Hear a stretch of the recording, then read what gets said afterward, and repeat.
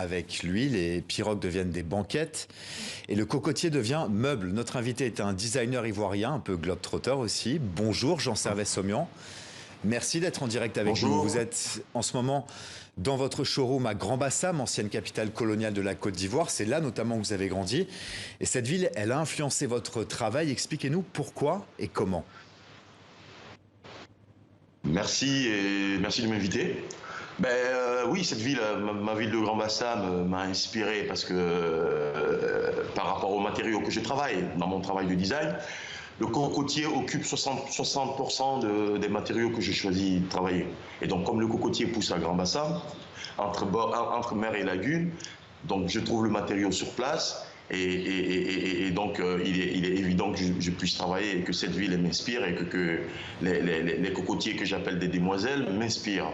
Donc voilà, je suis dans ma ville de Grand-Bassam où je récupère le matériau sur place pour pouvoir créer le mobilier que vous montrez là, pour pouvoir créer voilà, tout mon travail de design. Qu'est-ce qu'elle a comme spécificité, cette matière, le bois de cocotier? Est-ce que c'est difficile particulièrement de la travailler?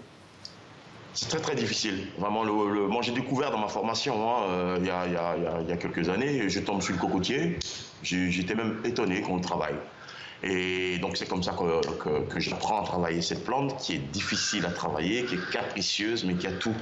Seulement qu'elle est juste, quand c'est bien fini, quand elle est finie, c'est juste magnifique. Et donc je me suis dit, cette plante qui pousse chez moi, je vais l'apprivoiser. Et je vais lui donner de la poésie pour qu'elle soit, pour que je la ramène autrement, pour qu'on la voit autrement que la plante qui est là avec son écorce très dure. Et donc c'est pour ça que voilà, je le travaille depuis et on est devenu, voilà, c'est vraiment une plante avec qui je converse pour pouvoir produire des très très belles pièces de design et de sculpture. En un mot, même si je travaille d'autres matériaux. En un mot, toujours par rapport à l'influence de Grand-Bassam, vous travaillez souvent à partir de pirogues que vous récupérez. D'où est-ce que cette idée elle vous est venue et qu'est-ce que ça représente pour vous? Vous savez, moi, dans mon travail de design, je suis quelqu'un qui regarde autour de lui. Je suis quelqu'un qui observe son environnement. Et dans mes observations, parce que je suis aussi du bord de lagune, du bord de plage, du bord de fleuve, j'ai observé que les pirogues étaient, quand les pêcheurs avaient fini, qu'ils étaient un peu fatigués, eux, de naviguer, ils abandonnaient les pirogues sur les rives. Et comme ils ont passé une grande partie de leur vie dans ces pirogues, l'idée de les revendre ne leur vient pas en tête. Et ils s'y attachent. Donc ils les laissent sur le bord de la rive. Et en fait, moi j'ai observé qu'elles pourrissaient ces pirogues. Et je me suis dit, mais c'est pas possible. C'est un chef-d'œuvre. Déjà, les pirogues, c'est des pirogues qui sont taillées dans un tronc d'arbre, qui ont une histoire, qui ont vécu, qui ont navigué 20 ans, 25 ans. Et là, je me suis dit, bon, en tant que designer, il est important pour moi de pouvoir amener ces pirogues à l'intérieur. Donc c'est comme ça que l'idée est arrivée, c'est comme ça que le travail a pris maturation dans ma tête et que j'ai commencé à créer ces pirogues, j'ai commencé à créer des banquettes et des canapés, des méridiennes à partir de ces pirogues-là. Pardonnez-moi de vous interrompre, en un mot s'il vous plaît, parce que le temps presse. Jean Servais-Saumian, vous revendiquez un design africain. Qu'est-ce qu'il caractérise et qu'est-ce qu'il dit, selon vous, de l'Afrique d'aujourd'hui?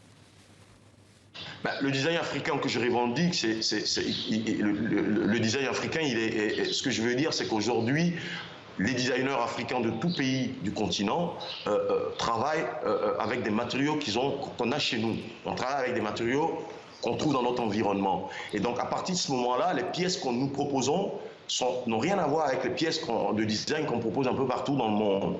Parce que on a des matériaux qui ont une caractéristique d'appartenir vraiment à notre environnement. Et à partir de ce moment-là, nous, on se l'approprie pour inventer quelque chose, pour inventer une nouvelle écriture. On essaie d'apporter au monde une nouvelle façon aussi de voir l'Afrique, une nouvelle façon de comprendre la création contemporaine africaine. Merci. Et donc, en cela, voilà, on apporte aussi au monde entier une identité.